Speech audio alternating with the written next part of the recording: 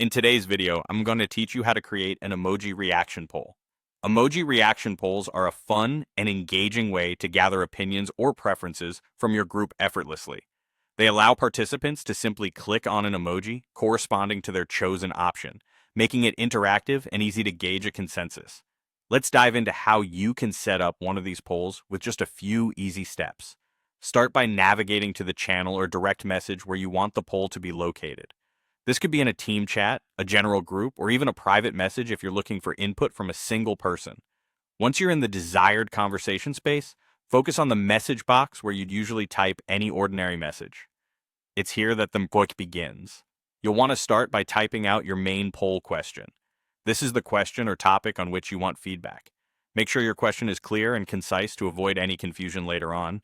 This helps ensure everyone understands the context and can provide their input accurately. After typing your question, the next step is listing out the options that people can choose from. But instead of just words, pair each option with an emoji. This is the heart of the emoji reaction poll. For example, say your question is, which day should we have our weekly meeting?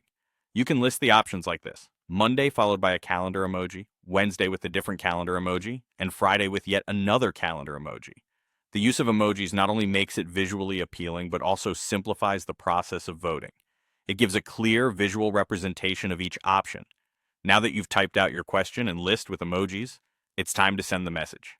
Simply hit the Enter key or the Send button, and your poll question along with the options will be posted for everyone in the chat to see.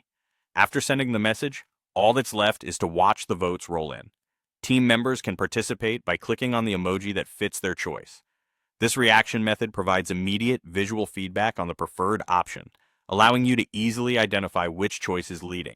And there you have it. You've successfully created an emoji reaction poll. This tool can be incredibly effective for quick decision-making and gathering preferences in a visually engaging way.